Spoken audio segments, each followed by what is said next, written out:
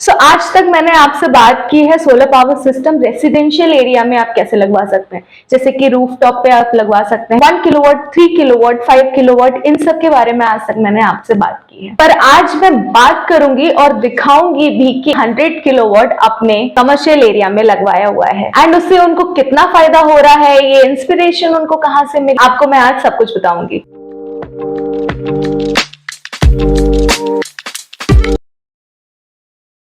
Hello नमस्कार to all the beautiful ladies and handsome gentleman, मैं नुपुर महानंद आपका सोलर क्लू चैनल पे स्वागत करती हूँ। हमेशा से मैंने आपको रेसिडेंशियल एरिया के बारे में बताया, आप 1 किलोवाट अपने घर के लिए लगाइए, इतना बल्ब जलेगा, इतना फ्रिज और सारे लोड्स मैंने आपको बताए, या फिर कितने किलोवाट का कितना प्राइस आता है, कौन सा पैनल आपको कितना प्राइस में पड़ जाएगा। बट आज जो मैं आपको एग्जांपल देने वाली हूँ और जिनके बारे में बताने वाली हूँ, आपके लिए एक इंस्पिरेशन हो जाएंगे। मुझे ऐसा लगता है रेसिडेंशियल एरिया से ज्यादा कमर्शियल एरिया में सोलर पावर सिस्टम लगवाने की जरूरत है, क्योंकि घर में तो आप लिमिटेड यूज करते हैं। अगर आप एक रूम से दूसरे रूम में जा रहे हैं तो इस रूम का फैन और लाइट तो आप ऑफ कर ही देते हैं, पर कमर्शियल एरिया में क्या होता है, वो आप लाइट ऑफ नहीं कर सकते, कहीं भी जाके एसी चल रहा है तो ऑफ नहीं कर सकते। मुझे लग रहा है कि कमर्शियल एरियाज में ज्यादातर सोलर पावर सिस्टम आपको लगाना चाहिए, क्योंकि बट उसी से आपको इलेक्ट्रिसिटी की इतनी ज्यादा बिल आ जाती है कि आपको समझ ही नहीं आता। आप एक नेचुरल रिसोर्स से भी अपना इलेक्ट्रिसिटी जनरेट कर सकते हैं और इतना ज्यादा आपको पैसा खर्च करने की जरूरत नहीं पड़ेगी हर महीने। कमर्शियल एरिया में तो मुझे पता है, अगर आपका एक छोटा सा बिजनेस भी आप रन कर रहे हैं तो उसमें बहुत ज्यादा इलेक्ट्रिसिटी जाती तो होगी, उसका बिल्स तो बहुत ज्यादा आता ही होगा। तो सीधे चलते हैं हम आंध्र प्रदेश वाइजैक में। वहां के जो ए नारायण राव हैं, जिनको वहां पे सब बाबजी के नाम से भी जानते हैं, उन्होंने अपने गेस्ट हाउस स्मार्ट इन में पैनल्स लगवाए हुए हैं। वो भी एक या दो पैनल्स नहीं, पूरे 200 पैनल्स उन्होंने पूरी बिल्डिंग में ही पैनल्स लगवाए हुए हैं। ग्लास की जगह उन्होंने रिप्लेस किया है सोलर पैनल से, आप देख सकते हैं। इन पैनल्स को लगवाए हुए 1 साल हो गए हैं। ये पॉलीक्रिस्टलाइन पैनल्स है, आप देख सकते हैं, ये ब्लू कलर का है एंड दिस इज 100 किलोवाट का सिस्टम। जब हमने इनसे पूछा कि आप कैसे इंस्पायर हुए अपने पूरे बिल्डिंग में सोलर पैनल्स लगवाने से, तो इन्होंने हमें बताया कि ये नरेंद्र मोदी से इंस्पायर्ड है। जब वो सीएम थे गुजरात के, तब से वो बोलते आ रहे थे कि आप, हमारे पास इतना अच्छा नेचुरल रिसोर्स है, आप नेचुरल रिसोर्स से कुछ ऐसी चीजें इन्वेंट कीजिए, ऐसी चीजें करिए जो आगे फ्यूचर के लिए अच्छा हो। तो उसी बात से ये इंस्पायर होके अपने पूरे बिल्डिंग में ही सोलर पैनल्स लगवा दिए। విశాఖపట్నంలో మీరు సోలార్ ప్యానెల్స్ అనేది పెట్టారు కదా సార్ మీ హోటల్కి, అసలు ఈ ఐడియా అనేది మీకు ఎలా వచ్చింది సార్? ఆలోచన అన్నది పర్యావరణాన్ని పరిరక్షించడంలో భాగంగా చేసిన ఆలోచన అది. పర్యావరణాన్ని ఎవరి స్థాయిలో వాళ్ళు హాని చేస్తున్నాం, కానీ దానికి సరైన ప్రత్యామ్నాయం అయితే లేకుండా ఉంది. అంత హాని చేస్తున్నారు. అది ఏ రకంగా అంటే, ఫర్ ఎగ్జాంపుల్ ఏసీలు, ముఖ్యంగా వాళ్ళు ఏసీలు కంప్లీట్ అయిపోయినాయి. ఏసీల వలన చాలా పర్యావరణం నష్టపోతున్నాం మనం. ఆ పర్యావరణాన్ని నా వంతులో భాగంగా కొంతైనా నేను ఇచ్చేద్దామన్న దీని మీద బాగు చేద్దామన్న ఉద్దేశంతో ఈ ఆలోచన వచ్చింది. ఈ ఆలోచన రావడానికి గల కారణం మెయిన్ మన ప్రధానమంత్రి నరేంద్ర మోడీ గారు. Okay sir. అందుకని నా ఫర్మ్ పేరు కూడా నమో inspire smart in the guest house. Okay sir, ఎవరు చేయలేనిది మీరు మొట్టమొదటిసారిగా చేయడం అనేది మాకు ఎంతో, మిమ్మల్ని చూసి ఎంతో మంది ఇన్స్పైర్ అవుతున్నారు సార్. నేను నరేంద్ర మోడీ గారితో ఇన్స్పైర్ అయినట్టుగానే నన్ను చూసి ఇంకో 10 మంది వచ్చారు కూడా. ఇప్పటికి వచ్చి దగ్గర ఒక 20-30 మంది దాకా వచ్చారు.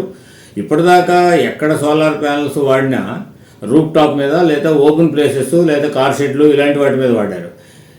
నా ఆలోచన ఏంటంటే, ఇప్పుడు నేను ఏదైతే 180 డిగ్రీస్ అంటే నిట్ట నిలువుగా నిలబెట్ట ఎందుకు చేయకూడదు? ఇది నేను పర్యావరణాన్ని, నా స్వార్థం కూడా ఏంటంటే, ఇందులో ఏదో రకంగా నేను క్లోజ్ చేయాలి బిల్డింగ్ని, నాకున్న బిజినెస్ని. ఎందుకంటే విపరీతమైనటువంటి పొల్యూషన్ ఉంది. ఫర్ ఎగ్జాంపుల్ ఇక్కడ కోల్ జెట్టి, ఐరన్ ఓర్ జెట్టి, మన పోర్ట్ ట్రాన్స్ షిప్లు వచ్చి అన్నీ లోడ్ చేసుకెళ్తూ ఉంటాయి. విపరీతమైన డస్ట్ గాలిలో వచ్చేసి కూర్చుని పోతుంది. అది రేపొద్దున నా రూమ్లోకి వచ్చేస్తే నా బెడ్ లైనింగ్ అంతా పాడైపోతుంది, రూమ్లు అంతా పాడైపోతాయి. ఎంత కడిగినా, ఎంత పోయి చేసినా దాని ఒరిజినల్ షేప్ అయితే రాదు. కడగటం శ్రమే ఉంటుంది తప్ప.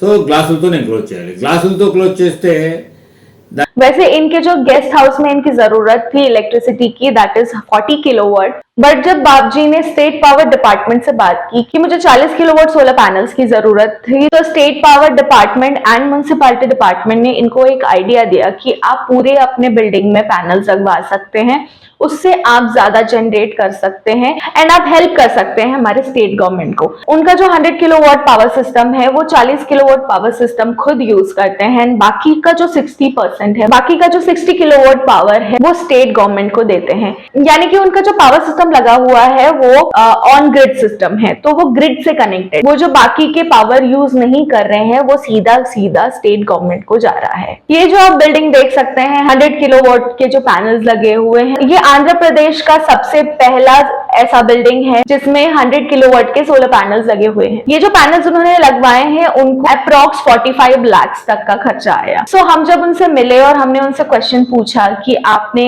ऐसा क्यों सोचा, आप कम भी लगवा सकते थे, पूरे बिल्डिंग में आपने क्यों लगवाया सोलर पैनल्स, तो उनका कहना ये था, बड़े कैजुअली उन्होंने बताया हमें कि वैसे भी मैं अगर सोलर पैनल्स नहीं लगवाता तो ग्लास लगवाता ही, तो ग्लास में जितना मैं खर्चा करूंगा उसके रिटर्न में मुझे कुछ भी नहीं मिलेंगे, उसका ROI कुछ भी नहीं है। तो उसके अलावा अगर मैं सोलर पैनल्स लगवा रहा हूँ तो वो मैं अपने आप की भी मदद कर रहा हूँ, क्योंकि मैं अपना इलेक्ट्रिसिटी खुद जनरेट करूंगा और खुद ही यूज करूंगा।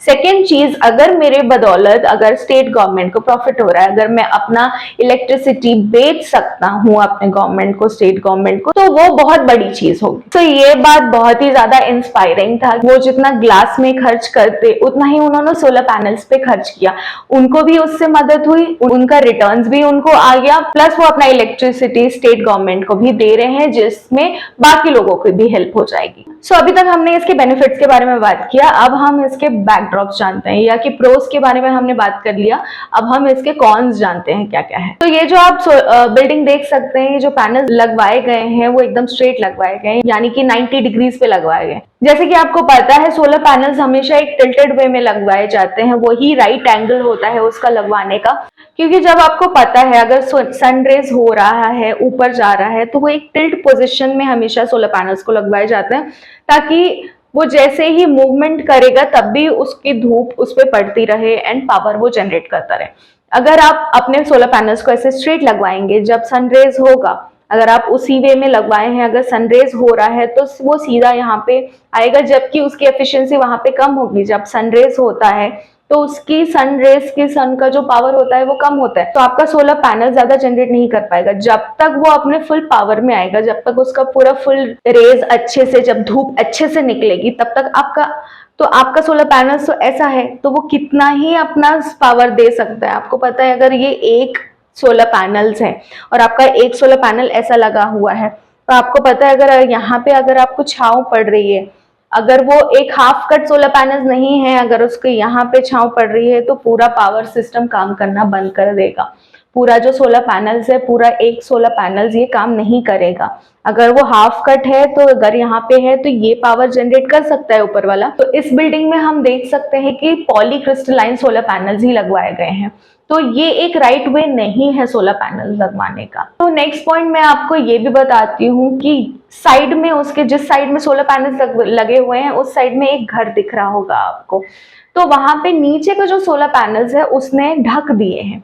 तो नीचे के फॉर श्योर जो नीचे के जो सोलर पैनल्स लगे हुए दिख रहे हैं वो पावर जनरेट नहीं कर रहे होंगे, क्योंकि इस बिल्डिंग का या इस घर का जो शेडो है उस पैनल्स में गिर रहा है हमेशा 24 आवर। सो ये जो सोलर पैनल्स हैं ये पूरे बिल्डिंग में तीनों साइड पे लगे हुए हैं, which is a good thing, इतना ज्यादा पावर जनरेट कर रहा है। तो इसका जो बहुत बड़ा ड्रॉबैक है वो ये है कि इस बिल्डिंग में, क्योंकि ये एक गेस्ट हाउस है, उसमें वेंटिलेशन ही नहीं है, तीनों साइड से सन रेज चोक हो रहा है, प्लस जो नॉर्मल एयर आना चाहिए, जो नेचुरल एयर आना चाहिए वो भी चोक हो रहा है। इस साइड के जो रूम होंगे, जिस साइड पे पैनल्स नहीं लगे हुए हैं, उस साइड के जो रूम्स हैं वो बहुत ज्यादा अच्छा होगा, बट जो बाकी तीन साइड्स के जो रूम होंगे वहां पे वेंटिलेशन है ही नहीं, क्योंकि सोलर पैनल्स सनरेज ऑब्जॉर्ब करते हैं इलेक्ट्रिसिटी जनरेट करने के लिए। तो वो जो पीछे उनका है, जैसे कि बिल्डिंग ही है उनके पीछे, वो बहुत ज्यादा हीट जनरेट करेगा बिल्डिंग के अंदर, तो वो एक बहुत बड़ा ड्रॉबैक है। आप एक तो सी थ्रू नहीं है वो सोलर पैनल्स की, आप आर पार देख सकते हैं, तो आपका व्यू कुछ भी नहीं है। अगर आप उस गेस्ट हाउस में रह रहे हैं तो आपका व्यू कुछ नहीं है, सिर्फ सोलर पैनल्स हैं। और दूसरी चीज ये है कि वो अंदर बहुत ज्यादा हीट होगा। सो ये सारी जो चीजें हैं वो इसकी ड्रॉबैक है। बट फिर भी I hope you are very inspired from A Narayan Rao यानी कि बाप जी। हम भी अपने कमर्शियल एरिया में ऐसे ही अप्लाई करेंगे, but in a right way. अगर आप भी सोलर पैनल लगवाना चाहते हैं और आप भी ये सारे फायदे लेना चाहते हैं, सो मैं आपको सजेस्ट करूंगी कि आप अपने रूफ टॉप में सोलर पैनल लगवाएं। आपका जो माउंटिंग स्ट्रक्चर होगा थोड़ा सा हाइट में लगाएं, ताकि आपको अपना स्पेस भी मिलेगा एंड आपको इलेक्ट्रिसिटी भी मिलेगा। तो अगर आप इंस्पायर हुए हैं बाप जी से, तो please do like, share and subscribe to our channel and don't forget to hit the bell icon for more such videos. तब तक के लिए be aware, be safe, lots of love, bye bye.